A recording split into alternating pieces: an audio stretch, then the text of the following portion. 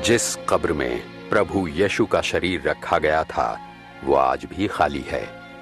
क्रूस पर अपनी मृत्यु के 3 दिन बाद वे मृतकों में से जी उठे। वे जीवित हैं और आपके जीवन में आना चाहते हैं। प्रभु यीशु ने स्वयं कहा है, पुनरुत्थान और जीवन मैं ही हूं। जो कोई मुझ पर विश्वास करे मर भी जाए तो भी जीवित रहेगा। प्रभु यीशु को मरे हुओं में से जीवित हुए लगभग 2000 वर्ष हो चुके हैं और वे आज भी अपनी सामर्थ्य और महान प्रभाव के साथ संसार में जीवित हैं। गत शताब्दियों में कई वैभवशाली व्यक्ति इस संसार में आए और चले गए। शासक, विद्वान, वैज्ञानिक, दार्शनिक और बहुत से धर्मज्ञानी आए और चले गए, परंतु यीशु आज भी जीवित हैं। वो संसार के इतिहास में सबसे अद्वितीय व्यक्ति हैं। उनका जन्म अद्भुत था। धर्मशास्त्र बताता है कि उनका जन्म मरियम नाम की कुंवारी कन्या से हुआ था। यीशु का जीवन अनूठा था। उनका जीवन दिव्य शक्तियों को दर्शाता था। उन्होंने पाप रहित पवित्र जीवन व्यतीत किया और ऐसे महान आश्चर्य कर्म किए जो कोई कभी नहीं कर सकता। उनका संदेश अनोखा था। जो प्रभु यीशु को व्यक्तिगत रूप से अपना मुक्तिदाता और प्रभु स्वीकार करते हैं, प्रभु यीशु उन्हें प्रेम, क्षमा और जीवन का नया मार्ग प्रदान करते हैं। जहां कहीं भी उनका संदेश पहुंचा है वहां लोगों को एक नया जीवन, नई आशा और जीने का एक नया उद्देश्य प्राप्त हुआ है। क्रूस पर उनकी मृत्यु अनोखी थी। 2000 वर्ष पूर्व इस भूमंडल के परमेश्वर ने अपने इकलौते पुत्र यीशु मसीह को मानव जाति के पाप के लिए बलिदान हेतु भेजा। उन्होंने आपके लिए अपने प्राण दिए। उनका जी उठना अनोखा था। उनकी मृत्यु के 3 दिन पश्चात इतिहास की सबसे अद्भुत घटना घटी। यीशु मृतकों में से जी उठे।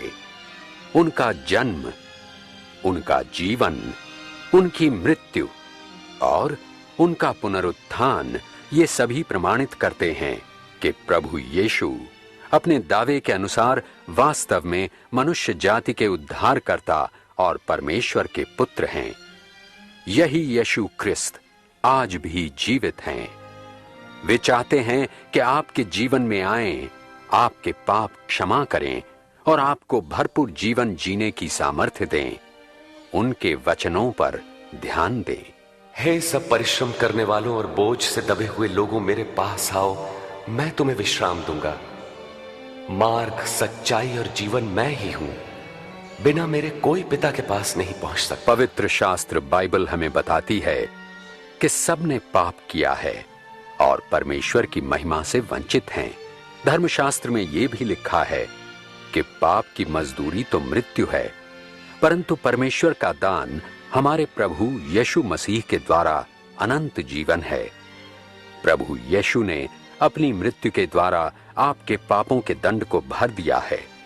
ठीक इसी समय वे आपके जीवन में प्रवेश करने के लिए तैयार हैं। देखो, मैं हृदय के द्वार पर खड़ा खटखटाता हूं।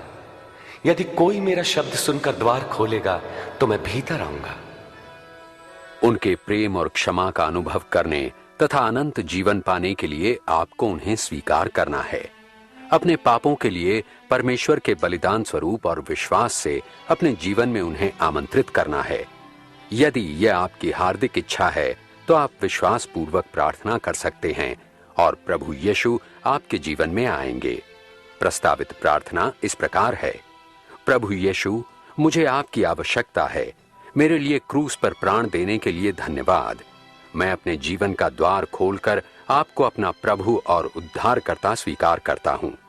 मेरे जीवन का नियंत्रण आप अपने हाथ में लें और जैसा आप मुझे बनाना चाहते हैं वैसा ही बनाएं।